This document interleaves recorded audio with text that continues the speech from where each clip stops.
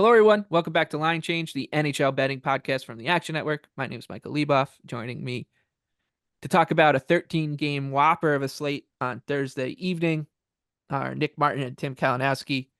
And before we get into the big board, we will start with our favorite underdogs, as we like to do on these bigger slates. A couple juicy ones to pick from.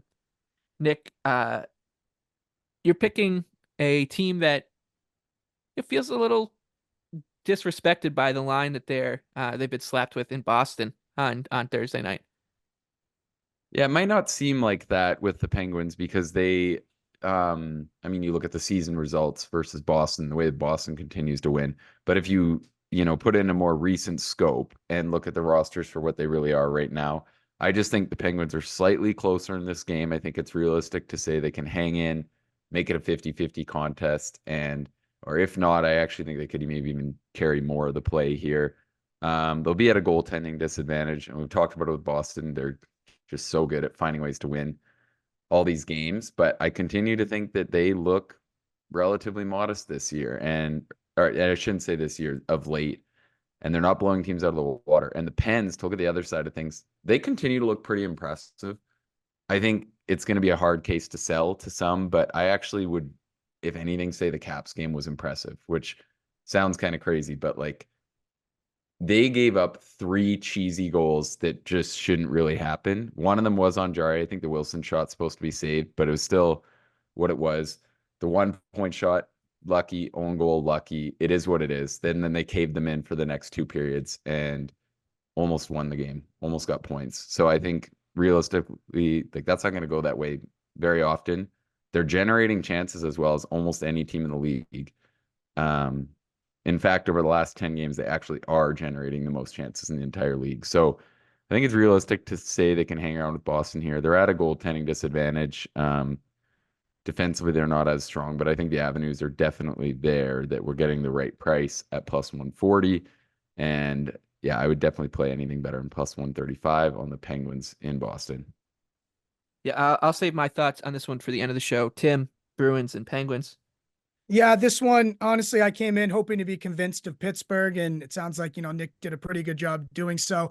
Bruins, obviously, it's been well noted on this program. They terrify me, fading them in the regular season, but the Pens, they profile as a team that could give Boston some trouble. You think about the way, too, the end of that Washington game, when they were down, they caved Washington in. I mean, the ice was completely tilted.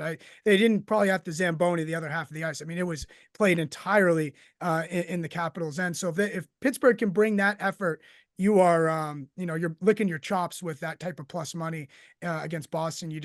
The Penguins have been, really Jekyll and Hyde this year. So it's that was my cause for concern. But, I think Nick made a pretty good point. And so I'll try to fade Boston here. And, we all know how that goes. Yeah, and Boston too, like, it's been pretty modest. They've won 4 in a row here, but they were coming out of a lull. And I think overall their play still continues to not look like that of the absolute top team in the league, which is where they're sitting right now. I think it's kind of a good time to fade them. Still 5-2-3 in their last 10. So if you're betting against them, you'd actually be doing great. I thought the Detroit game was pretty modest. I thought the Columbus game was a classic one. It was just like we talked about, where we said, like, it actually went almost exactly, I think, how we kind of handicapped it, where it was like Columbus was convincing enough. I think they played to their number, but ultimately it was just one of those ones. Boston's really good at finding ways to win, and they did. But yeah. I wish we could have bet good handicap. Yeah. Well, it was funny. I tried to bet first period and got a tie, which I guess I got to live with. But I think the Pens will play to their number here for sure and look like a very live plus 140 underdog. Let's stay with those Jackets, actually. They're my favorite underdog. They're plus 154 right now in Philadelphia. Flyers minus 185, total of 6.5. Philadelphia has been such a good underdog team, and that's because they are greater than the sum of their parts, right? Their effort, their 5-on-5 play for the most part has been really good. Good goaltending, solid structure, all that jazz. But when you flip the coin and they become a big favorite, it becomes so much less appealing on this Flyers team, and especially against a Blue Jackets team that I think is showing much better than its recent results. They basically, I don't want to say they played Boston to a coin flip or deserved anything out of that game, Nick, but like you said, I think they played to where the market had them, maybe a little bit north of that. They essentially split the expected goals at both 5-on-5 in all situations. Boston just was able to weather whatever storm Columbus was able to build up. And Philadelphia just doesn't have the pieces to do that. So if you get a similar effort out of Columbus than we've been seeing out of them, I think that they'll hold some value here on the road, catching the Flyers in a good spot, coming back after a 5-game road trip in which they didn't play all that well. Tim, I know you got to play on this one. Not on the side though. Well, first off, this is the punishment I get for filling out the rundown last. I really like Columbus. I took them the second this thing opened. Leboff, to your point, the Flyers these teams are not all that entirely different in terms of like where I would kind of blindly power rate them. It's just that the Flyers consistently do a better job of punching up than Columbus does. But now you're talking about them as a favorite. So I like this kind of as like a low variance game. I think, we all know how Philadelphia wants to play. Could see Torts after that road trip really stressing, all the things that John Tortorella likes to stress, defense, playing both ends of the ice, accountability, whatnot. Philadelphia is not really threatening on the power play. Columbus has had trouble scoring goals at times this year. So I like under 6.5 here. And I think that plays into liking the dog as well with Columbus. So little 2 plays there for you. Yeah, I think I'll just jump in too and say I think Columbus has stabilized probably even more than people realize. I'm looking at their December schedule right now. They pretty much played exclusively really good teams or won. There was basically a few exceptions that they lost. I mean, to Buffalo in overtime on a back-to-back. They lost to the Devils in overtime. And I mean, the Isles beat them 7-3. Other than that, really every game they probably were playing that to their Isles game betting too, by the number. way, they were winning and they just fell apart in the second period. They were up 2-1 and the Islanders just caught a couple power play goals. So even that one wasn't bad until the end. Yeah, they've stabilized pretty well. Really, Yep. just they're competing hard and they've played a really tough schedule. So it'll be interesting to see how they go when they get into a softer patch here. I think 4 of 6 have gone to overtime for Columbus. 4 of their last 6. Tim, your favorite dog for Thursday? I can't believe I'm doing it, fellas. You got to do Ottawa it. Senators. Oh, I didn't even see it. Nice. Yeah, Ottawa Senators Nice. in the plus 15 or plus 115 range. Playing at Seattle, the Senators, they couldn't look worse. I mean, absolutely horrific performance against Vancouver. Their goaltending is a complete sieve. It's just so hard to watch. However, this line says that Seattle is better, even though Seattle's on a bit of a sneaky heater. They've won 5 in a row.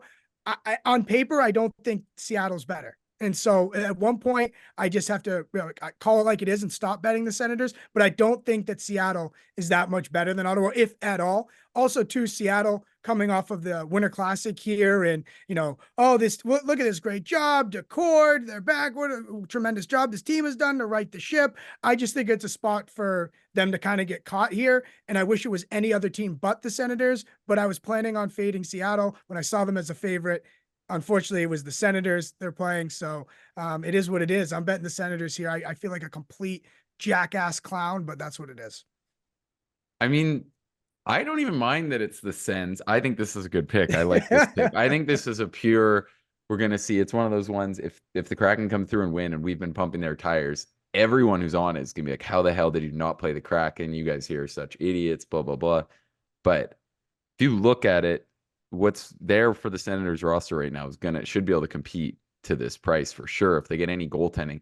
And yeah, that Vancouver game was pathetic. I don't know if the Senators, had a huge bender before that or what. But the other thing is, same point I'm going to make, but some of those opening goals were incredibly ridiculous goals, like Bankins from behind the net. And I get that the Senators goaltending is trash, but this doesn't deter me to their potential again. And this is the classic Senators take where it's just like, this is how you keep getting sucked in. And I get the goaltending's not very good, but this just feels like one I think I'd be really competitive on here. I think if you're getting plus 110, good bet on the Sens. Yeah. And I bet we'll see I really hope they win and come through. I think it's the right betting spot. It's the right kind of betting logic, I think. And I don't know if you want to buy high on the Kraken after Decord. It just dominates the Winter Classic. It feels like one where the public's probably going to overrate where they're really at a little bit. So yeah, I think it's a good time to get on the Sens. Yeah. All right. Senators. Revenge game for Joey DeCourt. Watch out. Okay. On that note, we'll go to the big board. We'll start with the Rangers and Blackhawks original 6 matchup at Madison Square Garden. The Hawks coming in as a tasty plus 310 underdog. The Rangers at minus 395, a total 6.5. I can't do it, Nick, but you're happy to? Are you I don't happy know if I'm to? happy to. I feel like I might end up doing it. It just feels like this is the kind of spot the Rangers pay off. So I'm close. If the Rangers go down or it's a close game and I can get a better number, maybe I'll probably do it.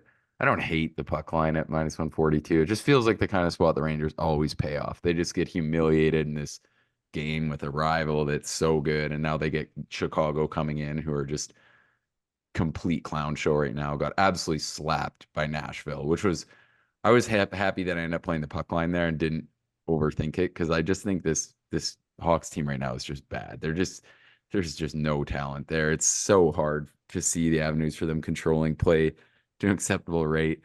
They had below 1 expected goals versus Nashville. It's just, and that is what the offensive end, like, talents are right now. Bedard wasn't going in that game, which I don't expect to happen, but it just shows how hopeless they are when he's not playing at his best. The Hawks are horrible right now. I still actually think I'm power rating them below the Sharks for the time being. So Do you have them below like the Syracuse Crunch at this point? Like, where is that? Is Tim Kalinowski on the roster with his revamped hip? I don't know. They're bad. They're real bad. Yeah, nothing for me here. Anything for you, Tim? Oh, I mean, I'm happy to just not watch a second of this game. So Perfect. All right. Sabres and Habs up next. Buffalo laying minus 130 on the road. Habs plus 110 at home. Total 6.5 here. Nick, you like the Sabres. I would lean the other way, but I'm happy to hear your case. Yeah, I just look at this and I still, with what's on these two rosters right now, I think the Sabres are rostering significantly more talent. They've been a way bigger letdown. They haven't played as well as a team.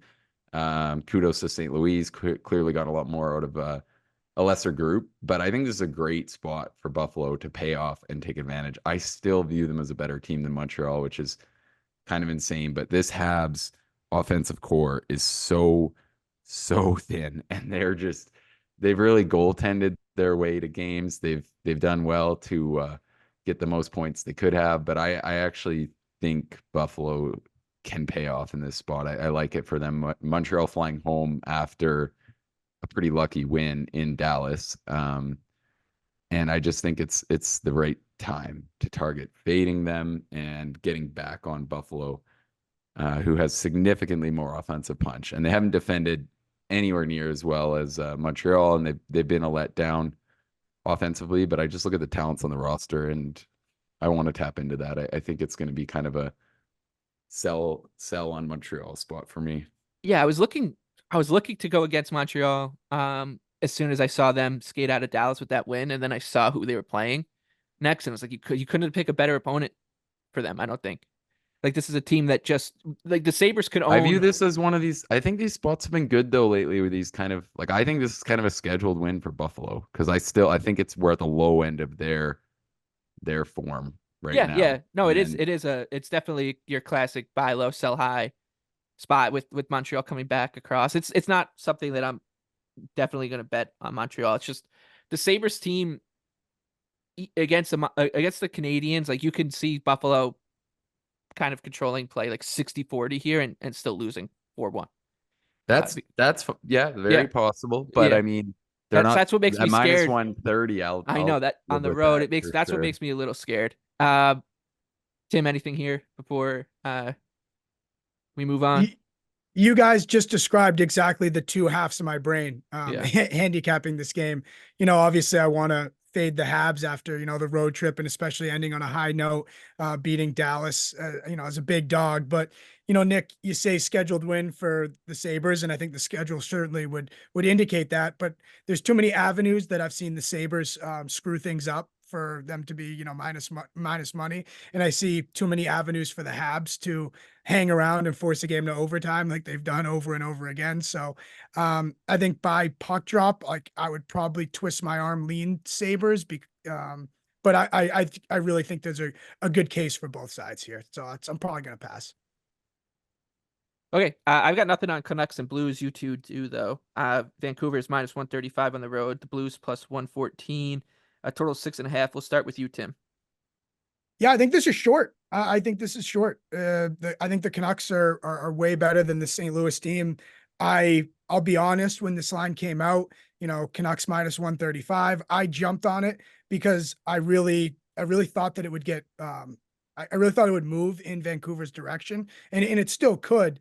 But Nick, I guess since you're leaning Blues here, am I missing something in that I'm just getting a better team at a short price? I feel like in the NHL, that's kind of like how it's done. No. Yeah, no, they're a better team, but game in St. Louis, the Blues have actually stabilized. Like looking at their last 5-6 games, I've been more or less impressed with their play. And I think it's a good time to sell on Vancouver, which has come up a lot. But I actually think the Blues surprise here and come out. They've got the right offensive horses to kind of pay off in this sort of a spot. I want to target some of these Canucks letdowns. I still think they're a bit of a luck box. I don't view them as a complete top team in the league. So I'm hoping the number balloons. I'm hoping people push the Blues number to about plus 120. And there's plus 125s out there at the time of recording. So I would play plus 125. But I'm close. It's a bit of a spot thing, bit of a feel thing. I just think these teams are kind of skating closer than really just their records show right now. And for a game in St. Louis, I think I'm willing to take the plus 125 and try to be right on that take. The other thing, it's possible. I think it's not the worst to lock in plus 125 and hope you get a Casey DeSmith start. Not overly likely, but you can always luck box on that front too. Whereas for St. Louis, I don't really care who goes. So there is that part of it as well. Flames and Preds next up. Calgary plus 105. Nashville coming back as a minus 125 favorite at home and a total 6. I think this is a good one back to go to overtime. Seems like we get a couple of these every night, and I feel like we've been pretty good at identifying these spots throughout the season so far. We know that neither as open or more kind of freelancing as the Predators do compared to what we used to see out of them. They're still not a team that against against the Blackhawks is one thing, but against another team that's kind of just on their level, gonna just punch you and put you away. And obviously we know that's the same thing with the Flames. I mean, the Flyers almost took them to overtime on like 6 different occasions the other night, despite Calgary playing really well. Should be a good goaltending matchup. This one just has all the hallmarks you look for in an overtime bet. So that's what I like here, Nick. I like it. Yeah, I like the overtime bet. The Flames, you never have to sell overtime on a Flames game. They just this looks like a prototypical Flames game that'll be like a 1-goal scoreline throughout. So love it. Don't think it's a hard sell at all. And if you look at recent Flames games, it's the same thing every time. They always have to be a bit of a sweat. Thought they were pretty good versus the Wild in a really good spot, but that was just a classic example of why these are good plays, because that one easily could have been a tie often enough. So I agree. I think that's a good angle to bet here. I like the way both of these teams have been playing recently, I think, and that works well to this spot where it is a big game for both of them. I always like that angle looking at the tie too. Like you want teams where it's a really contested spot. And this would be a great example of how sick the 3-point win would be if it was to exist, because a 3-point win for either of these teams would be massive with where they're at in the wild card chase, but it doesn't exist, and teams clearly don't care to give up that loser point. So I like the tie angle as well. Yeah, Leboff, you made a mistake. You said we've been good at identifying these spots for ties and then forgetting to bet them. So that's kind of how this works. And I think you're bang on about this looking like an overtime game. I think these two teams are pretty dead even. And then you just give Nashville their home ice here. So, being that what it may be, I guess, like I would probably lean Flames because I feel like I'm getting plus money in a coin flip. But you said too, Nick, betting Flames games are such an effing grind. And I don't know if I just can't decide if I'm going to have the stomach to just hang on a Flames game on Thursday night. It's kind of like what mood I'm in. Can I really do this? And I'll throw the number out there. So two sites have plus 350 for the draw out there. I would play it down to plus 325. And I'll also throw the caveat that obviously you're losing this bet more often than it is, just because for some reason I feel like more than any other bets I post, I get questioned when ties lose. And it's like, this is a plus 350 bet. Like it's, you know what I mean? Like we're winning 1 out of 3, if 1 out of 3.25, we're thrilled. So like, just keep that in mind there. Okay. Islanders and Coyotes up next. This one in Arizona. Islanders a slight road favorite here, -115. Coyotes -105. Total 6.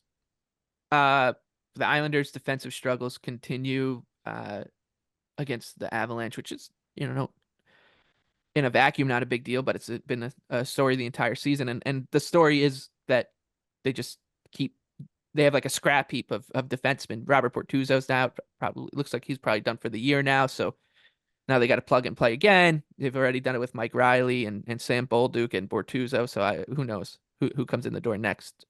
Jim Vandermeer. Is Jim Vandermeer still around? Maybe he can pull a shift for the Islanders. Nonetheless, I think it would be Islanders or nothing here.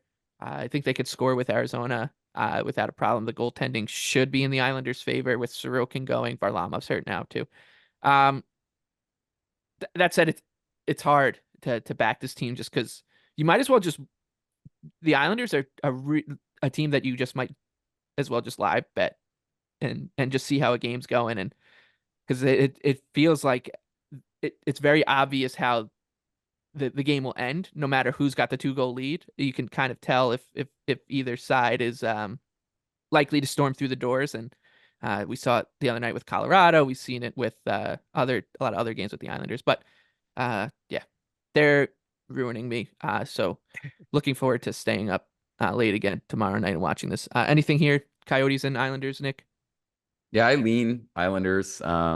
I was thinking I'd be on them here, and I feel like I just convinced myself a little bit away looking at some of their recent results a little more a little more deeply. I also think that this is going to sound crazy because the Islanders are giving up a zillion good chances a game, but I think this is actually a sneaky good under spot. There's a couple 6.5s available Wednesday. I would definitely grab 6.5, and I think 6 at plus 100 I would play. And my thinking here is that at the end of the day, the MO of the current Coyotes squad is to win low-scoring, tight-checking games. That's what they've done really well. They have excellent goaltending. They have I know the Islanders have actually scored quite well recently, but I still think they have a better avenue than in a lot of, I think the Islanders are probably, if anything, a little overvalued offensively. I think the Islanders can clean up their defensive play versus a really modest Coyotes approach. And I think that's going to be one of the things that's stressed coming into this game. And then you look at the goaltending matchup. I think that everything that's the way the season's gone sets us up where there's actually 6.5s on the board. Even 6, like I said, to plus 100, I think is great. And I also don't hate targeting a really low game here if that take is right. I think it has the upside to be like a really closely contested game where maybe you play like some alt unders. These two teams played in October. It was 1-0 Islanders. Yes, it's one of those ones where I think both like their flaws are going to be less exposed than their want to defend. And I think that it's kind of like a sneaky spot, but I think it just goes back to the way that Arizona wants to play and what their strengths actually are right now. And I think the fact that they don't have much in the way of like offensive depth can help the Islanders kind of stabilize on that front and let Sorokin have a chance to thrive for once. So I think that's kind of a solid look. Yeah, I'm also on the under here already, Nick. Coyotes have scored 2 or less goals in 3 of their last 4. And they're 2-2 in those games. I mean, how crazy is that? So Obviously you noted that the Islanders have been, kind of a sneaky scoring team, but I think that it takes two to tango. And this game right here, it's like almost like a handshake agreement. Yeah, we're just like gonna, slug this one out, right? Just pack it in, the two of us. That's how we both want to play. So, yeah, I'm on under 6 here. I'll take my chances because I know how the Coyotes want to play, and I know the Islanders been kind of playing one way, but I know how they really do want to play with, Cal Clutterbuck on the ice with 30 seconds left in a tie game the other night. So yeah, that's how I see it. Sorry, Leo. Hey, if you're gonna send Nathan MacKinnon over the boards, what better way to counter that than with Cal Clutterbuck, who, by the way, apparently of all professional athletes, I think he ranks 6th in terms of his golfing handicap right now. So that's something to keep in mind for when Cal enters the U.S. Open as an amateur in a couple of years. Panthers and Knights next, rematch of the Stanley Cup Final. Panthers on a roll. We're starting to see their odds shorten in like the big picture future board as well. So we've been kind of pumping that pretty hard, so that it might get a little too late if you keep waiting around if you are interested. So just keep that in mind. Panthers a slight road underdog here, plus 105. The Knights minus 125. Total 6.5. I don't have anything on the game, but I do think that that's just an interesting number. You're looking at the Golden Knights, defending champs, could be the best team in the West again. We'll see where it ends up, but the Panthers are only plus 105 on the road, and I know that there's some injury stuff to contend with and why that number is where it is, but it does just tell you how much respect this Panthers team's getting. Because when you flip it, you'd get the Panthers as a neutral ice favorite. Yeah, I got nothing here. Tim, anything on Cats and Knights? Yeah, I'm on the under 6.5. Both of these teams. So, Florida, three overs, Florida, last 10 games, 3 overs, 7 unders. Same thing for Vegas in their last 10 games. I can see this being a, almost like a Stanley Cup final preview, in that these two teams just, beat the tar out of each other. And, don't give up much. This Panthers team has defended really well and gotten, serviceable to great goaltending as of recently. And Vegas has struggled to score a little bit. So I'm probably have a hard time picking a side, but I think it's fair to say I can expect a low scoring game here, Nick. Yeah, the one problem with that though that scares me a bit is I do think that Panthers are obviously on the bad end of it. We talked about this. I shouldn't say, I mean, they've been scoring the last few, but I still think this is like one of the league's best offenses, and they're not scoring like it. And then the Knights, since the start or over their last 10 games, will go 880 save percentage because Logan Thompson's just not going. So the Aiden Hill absence is meaningful, I think, to this betting number right now when we talk about how these teams are priced, because the Knights just really aren't getting great goaltending. Shea Theodore still out of the picture. I don't love a side here. I think it's a really interesting game. I'm excited to see how Vegas looks, because I still think when you look at the team, all the key pieces from the Cup run are there, aside from the injuries. So it's like, I think they're an important team to watch and try to evaluate, if you think they've actually dropped off or what's going on with them. But yeah, I didn't really have anything here. All right, Red Wings and Kings. Detroit plus 160, Los Angeles minus 192, coming off of a dud against the Leafs on Tuesday night. The Wings took care of business in the Shark Tank. Total of 6.5. They played a dud. Yeah. I had the Wings, and that was a lucky ass minus 200 win. I was prepared to feel like an idiot. As we like to puck line. Woof. As we like to say in Islander country, another feel bad win for the Wings. Nick, you kind of, I tend to agree with your line of thinking here. It does feel like this could be one-way traffic for Los Angeles in a quasi buy low spot. Yeah, I'm close because the Wings, I thought that was just a great spot to bet them in the Sharks, and they continue to look very mid at even strength. If not, I mean, I was scared about where that game was going before a couple of power plays, and I'd question if this team really is just this bad defensively at even strength right now, and the Kings are going to be such a good team to expose that. So I think, like with the Kings at minus 188, I actually still think it's the Kings or pass. The Wings are struggling. They're not getting great goaltending. I thought maybe we'd seen the bad end of it, and it was kind of a good time to buy on them versus the Sharks in like a great get right spot. And they kind of luck boxed their way, or at least didn't play an impressive game relative to playing San Jose at all. I thought some of their flaws got exposed. They gave up a lot of chances in the inner slot. Yeah, I feel like you're either playing the Kings or passing on this one. I don't think the Wings are very enticing. Yeah, I have a recency bias after watching Toronto just cave in LA the other night. It was, I mean, got to tip the cap to the way the Leafs played. They completely tilted the ice. So maybe it's a recency bias, but I'm a little concerned with the way LA defended that game. Austin That's Matthews like the seemed to 10th best team, though, to be fair. I know, but Austin Matthews, like it was like playing 5-on-4 the whole night for him. I mean, it was pretty ridiculous. So I just the number to me, that's kind of like one of my rules. I just don't lay a number like this. I'm not quite like you, Nick, but that's kind of where I am with LA right now. I still think they're great, but I like to back them in different situations than this. Okay, before we get to best bets, we'll wrap up with the Sharks and Jets. Winnipeg laying minus 260 on the road. The Sharks around plus 210 and a total 6. Eventually, the Sharks are going to win again, and I do think that if these are if you can stomach it, the kind of situations you want to look at them in. As much as we like Winnipeg, their strength kind of just like lays in their ability to kind of just go and like just trod through a season with their depth and their goaltending and their system. Not in there, we're just we have the ability just to like step on the ice and blow the doors off teams, and that makes them a little suspect as this big of a favorite on the road. Not many teams come into the Shark Tank these days and just blow the doors off the Sharks. Right, Nick?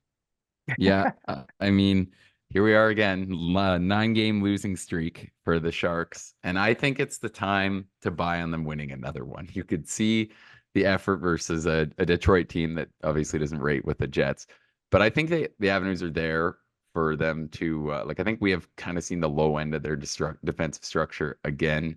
I don't think they'll start MacKinnon after that performance, and I think they'll just play to their number here. They'll make it competitive. It feels like a time if you're betting the Jets, you're kind of betting at their current high. If they can keep that top line in check, I just feel like it's kind of a spot thing, kind of a feel thing. But I get the sense that the Sharks will bring a competitive enough game here to play to their humongous price of plus 210. So I've got this one playing out a lot closer in my head than that number suggests. I think it's kind of a good time to sell on the Jets. Even though it won't be overly pretty, I felt like the Sharks showed some good things last game. I think they can build on that here. Yeah, I wasn't going to touch this thing, and then you guys made a pretty compelling case for the Sharks. Well, look at you guys. I guess Javier Jose. Guess we're back. I think what I'm going to do. That I didn't even think about that part of it. That's even better. I think what I might do here is split the unit, and because the Jets are playing back to back against Anaheim on Friday night.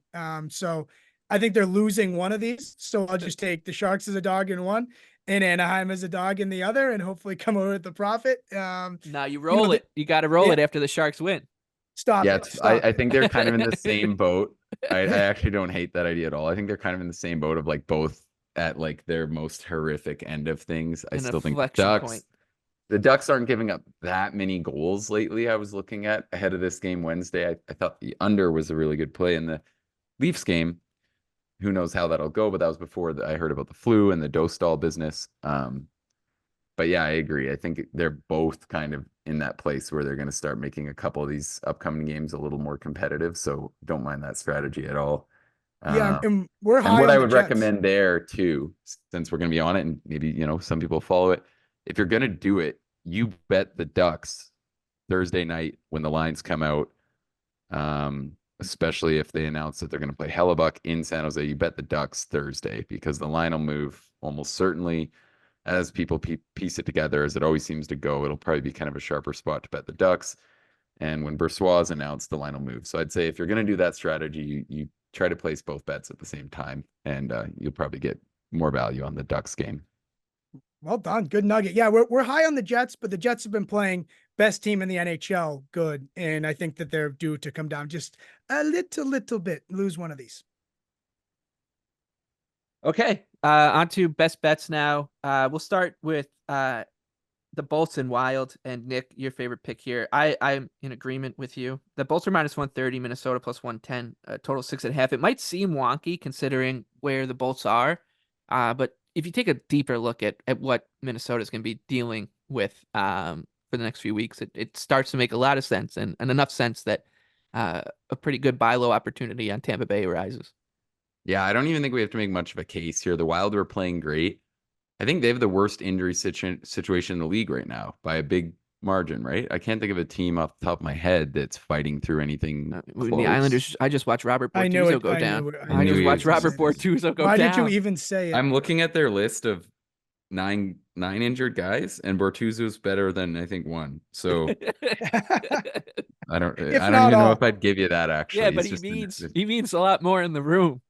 yeah, so does Marcus Foligno and Brodin and Zook Yeah. and Kaprizov. I don't know if he Yeah, says it's anything in the crazy. room, but um their injury situation is horrible. Like Kaprizov and Gustafsson are 1 and 2, I think, on the list of guys they don't want to see go down, and they're both out. Brodin's out. Zook might be out. Foligno's out. Like this is just, and then the other thing to talk about Tampa, I think this is just such a good time to bet them when you're talking about their more like this is the worst we've seen them go in a while, but they've got the bodies to perform better than this. And they've lost to good teams recently. Like you look, they've lost the Panthers, the Rangers, the Jets.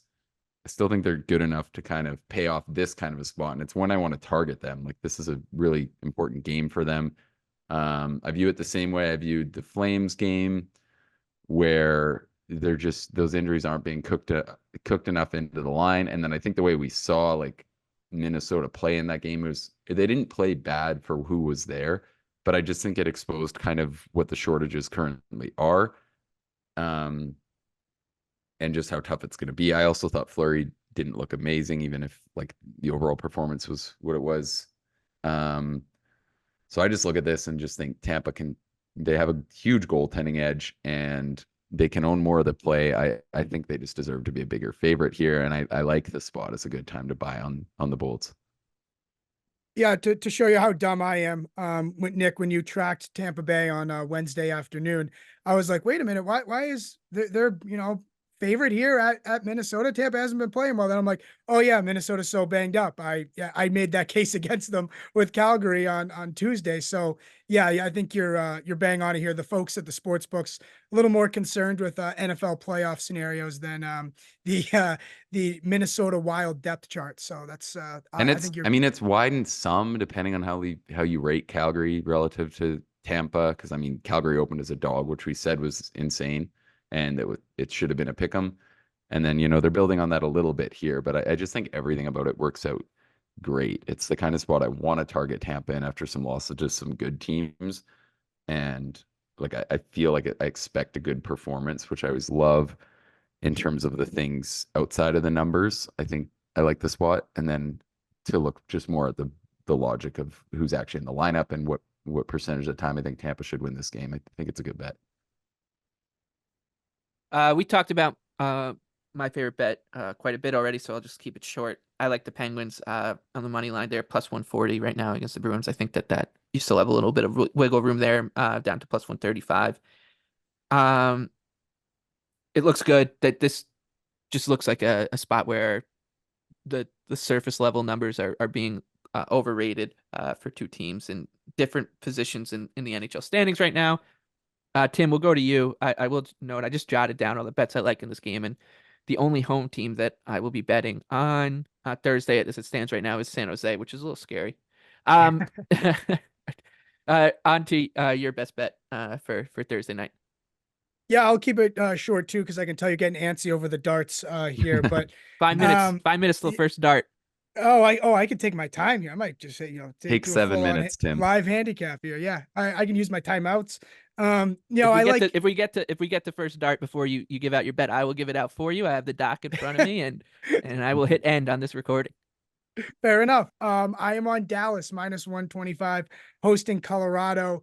this, it's tough with Ottinger still being hurt, but I think this Dallas team is slightly better than Colorado, a little more than the home ice is being baked in. I think Colorado, they're still really flawed and they're still really dependent on their top guys. I think they've gotten some deceiving results in their last couple of games here because they haven't been playing great opponents, the likes of St. Louis, the likes of the New York Islanders, teams like that. So I think Dallas here is just, I power rate them in my brain with this, crazy model I have created here. I have them power rated better than Colorado. So I think they're deeper, and Dallas is getting scoring.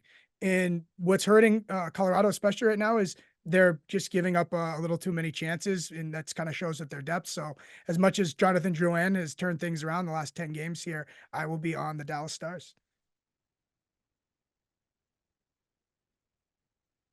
Yeah, I don't have a lot to add here. I thought this looked fair. The only thing I'll throw out there too is just like what I don't hate the over. It's one of those ones where sometimes I feel like you see these big, divisional showdowns that mean a lot and two teams that could defend better than they have, and it's a little scary, but like this is Scott Wedgwood versus a guy who's been arguably the worst goalie in the league the last stretch. As Yeah, you said, I got 6 earlier, Nick. So I was gonna say it, but I don't know. It's probably gone. But yeah, I mean, if you're getting lean 6, goals too.